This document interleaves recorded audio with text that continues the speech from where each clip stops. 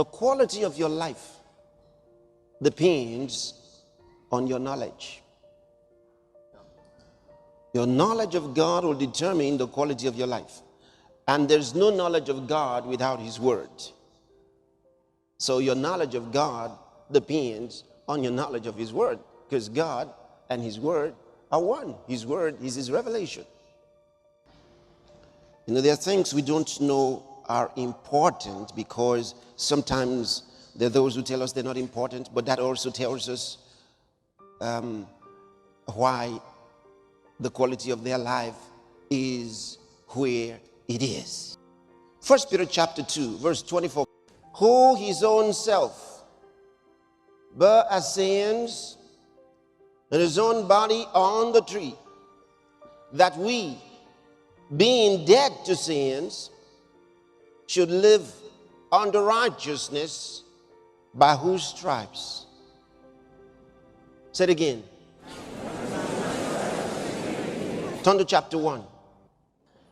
Have you forgotten that Peter was the apostle to the circumcision?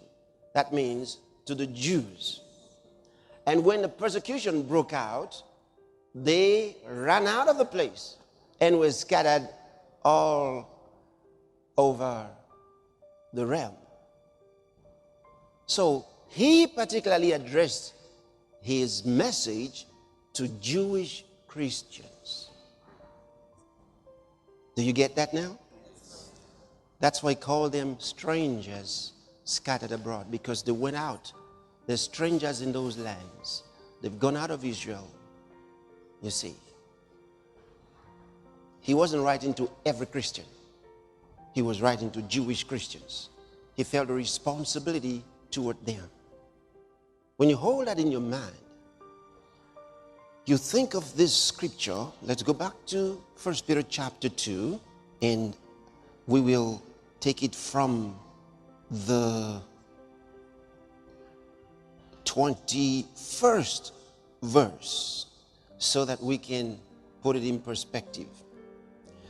For even hereunto were ye called, because Christ also suffered for us, leaving us an example that ye should follow his steps, who did no sin, neither was guile found in his mouth, who when he was reviled not again, when he suffered, he threatened not, but committed himself to him that judgeth righteously, who his own self bare our sins in his own body on the tree, that we being dead to sins should live unto righteousness, by whose stripes ye were healed.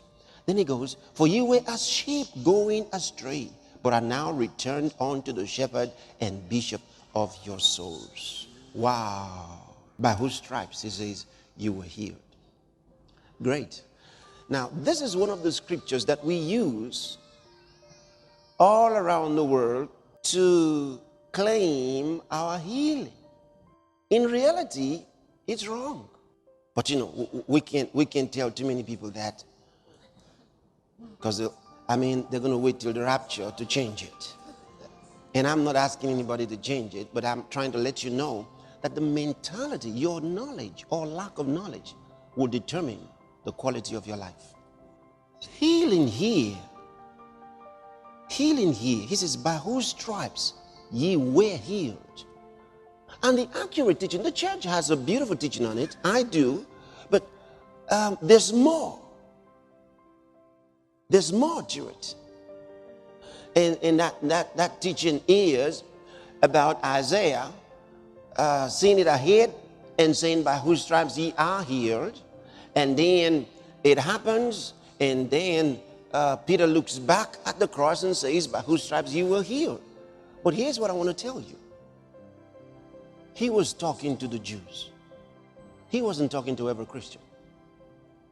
And at this moment in time, Peter hadn't come to completely grasp the gospel of Jesus Christ. You say, Peter, the Pope? Yes.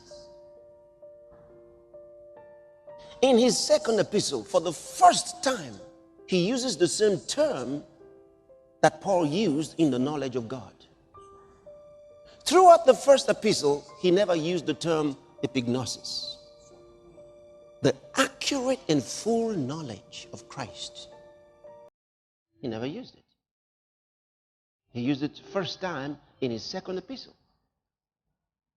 And at the conclusion of his second epistle, he mentions that there are things in the writings of Paul. He called the writings of Paul scripture. And he said there are things in the writings of Paul, particularly referring to the end of time, where he says Paul had written things that are difficult to understand. So many of the unlearned rest. Now, what am I trying to say about that? Just to tell you, Revelation is progressive. In that at this time, he was addressing the Jews. He hadn't brought the rest of them in. And the church at this time hadn't come to completely understand the works of Christ. All that he came to do. If you want to understand this, you go into the book of Acts.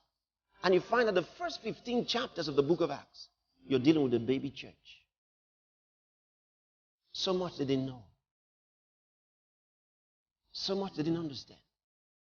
They even almost persecuted Peter for going into the house of Cornelius, the Roman centurion. And even when Peter went to the Gentile Christians and ate with them, and James sent others, James was the pastor of Jewish church in Jerusalem. When the messengers of James, pastor of the Jewish church, came, and Peter saw them while he was eating with Gentile Christians, he quickly stopped and washed his hands. He didn't want them to find him eating with them because he remembered what happened after he went to the house of Cornelius. They almost suspended him, excommunicated him.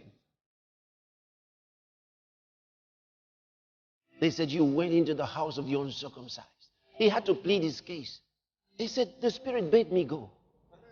He had to explain his revelation, the vision that he had. And they gave him last warning. So when he showed up in a Gentile home and he was eating there and saw James' disciples, immediately he stopped. But Paul was there. And Paul said, he said to Peter, this is wrong. And he preached a message to him. You can read all of this in Galatians chapter 1 and into chapter 2. He reprimanded him. He said, what you've done is wrong. So you can understand the kind of revelation that the man had. Where did the church begin? At the cross? Before the cross? After the cross? Where? Y'all don't look at me like that. Come on, tell me something. You know the answer. Where was it? After the cross. Yes. After the cross. By whose stripes you were healed. There was no church. So who were those that were healed by his stripes? The Jews. They were the ones under the covenant. The covenant of healing was for the Jewish church, the Old Testament church. Okay? That they had the covenant of healing.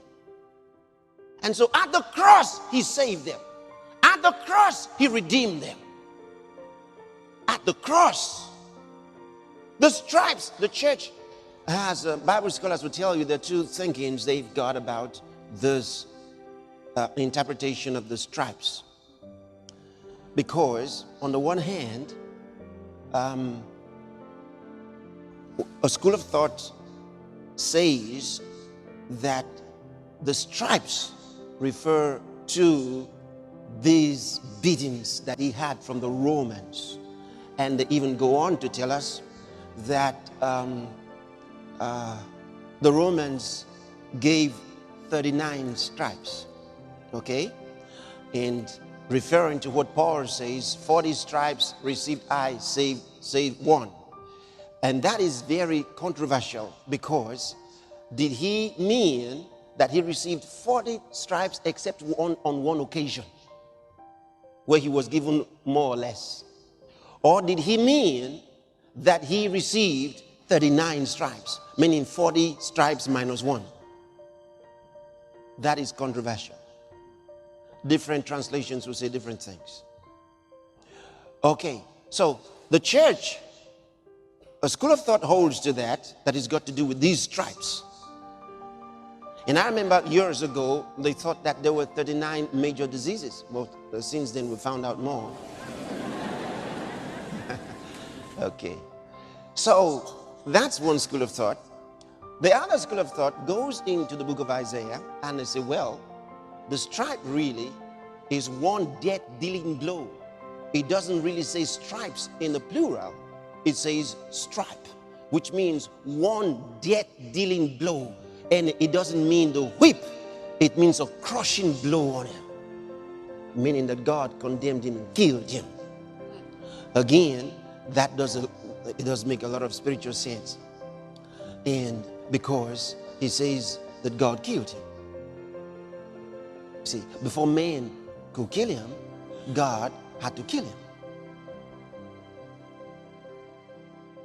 So the Bible shows us, when you read in Isaiah chapter 53, read verses 8, 9, and 10, you'd find that he tells us that Jesus died two deaths.